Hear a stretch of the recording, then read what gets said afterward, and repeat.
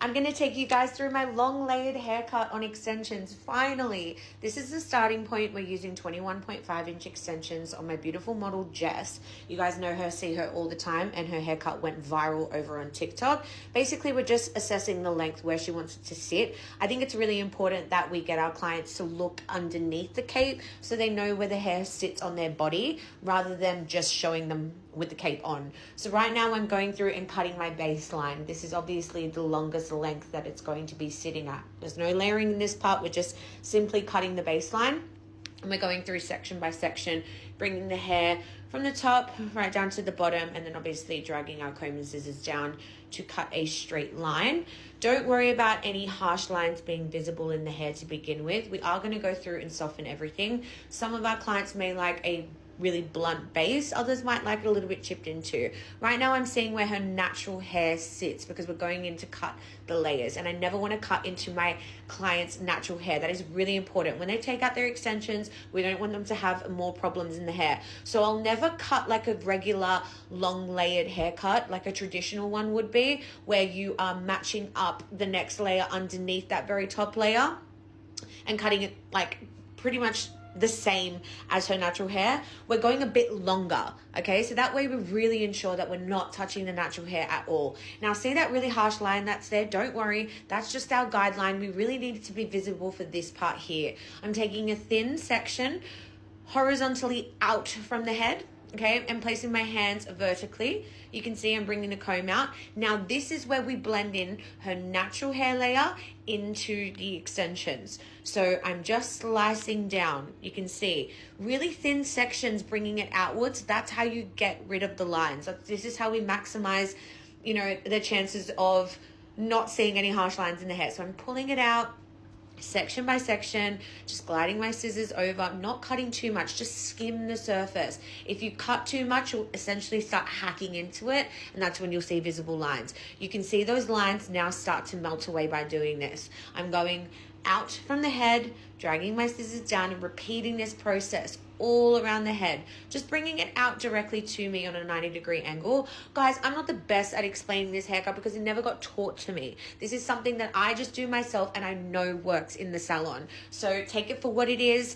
If you learn from this, great. Let me know if you try it in the comments. But you can see I'm just slicing it down. Really, you can go in and always layer more, but just really focus on skimming rather than hacking. That's the best way that I can explain it. Now on the sides, I'm bringing it up and I'm making sure I'm not cutting into our natural hair, repeating the same thing that I did on the back because this is our guideline for when we bring the hair out and we start skimming that surface. I am going to chip into it, just chip away those ends.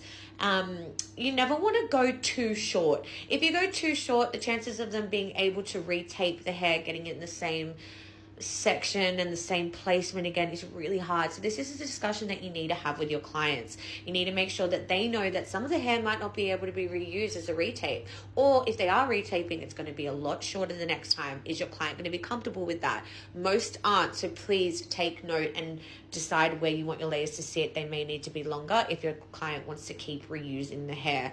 So I am again just skimming the surface, bringing it outward directly from the scalp and then placing it down. You can see, you can't see those layers. So this means that my client, when she wants to wear her hair straight, she's not going to be worried about seeing hack lines. That's really important. You don't want to do this beautiful long layered haircut that needs a faux blowout or a blowout in order for it to look good. You want something that's going to melt like butter. So when she wears it straight, she has the option. We need versatility. Our clients love versatility. Again, the other side, I am repeating this process by cutting away those ends.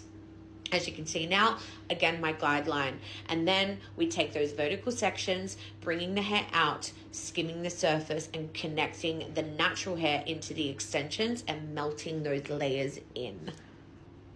This is something that I do on a lot of my clients, but for clients that don't want to lose any length at all and they want to retape to the end of the days, I would say you're better off just layering the front sections rather than going throughout the whole head and layering everywhere. You're still going to get a really nice effect, but obviously the back, you're not going to end up seeing those layers. So have those discussions with your clients. Be really raw and transparent with them. They really appreciate and love honesty. You can see Jess's hair looks great when it's straight, and it's also going to look great great when we do the faux blowout. Now I need to connect in her fringe pieces because she didn't want any tapes applied there. I'm going to connect those with my front bits, and that's simply by taking a very small section, not a really big one because I don't want to lose too much length at the front of the hair. So I am just skimming the surface there. The more hair you take and start to do this process, the more likely you're going to start hacking at that front bit. Does your client want really heavy layers in the front? Does she want to feel short, like she has short hair at the front? Does she have to bring her hair from the back to the front in order to see her extensions?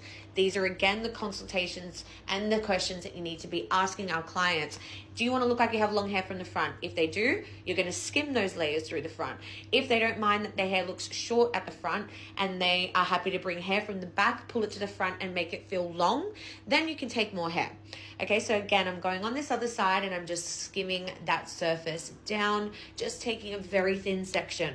So you're going to see the layers, but she's not going to lose the length at the front. Then I'm going to also take her fringe because it needs a little bit of a healthy trim. These are the colors that I use. I use Seamless One for this. I just use Caviar and Ritzy, which is like a lighter, well, I would say more of a mid brown color mixed with a dark brown color because her roots are dark, but I did place all of the light color on top so that it looked like a subtle balayage. So I'm here taking her fringe, just giving it a nice healthy trim on those ends, chipping away at those ends, bringing it back so we don't lose too much length and that it still blends in with the layers that I created through that front section. And yeah, Jess was really happy with this. This is what it looks like straight up. Obviously going to finish with a faux blowout. But when we take it to the back, this is where I finesse. So I can still see a little bit of lines happening. I want to even out that base a little bit. So I'm just gliding my scissors down through the back and then making a softer U shape through the sides, making sure that it all looks good. And then I can see that line on the top. So I'm just going to take that top layer there and I am just going to slightly like point cut into it so that it removes some of the bulk of those ends and melts more like butter into the hair. I don't like to do too much of this because I still want the thickness to be there. It's just enough so that, again, it just melts. See how that just disappeared? We love that.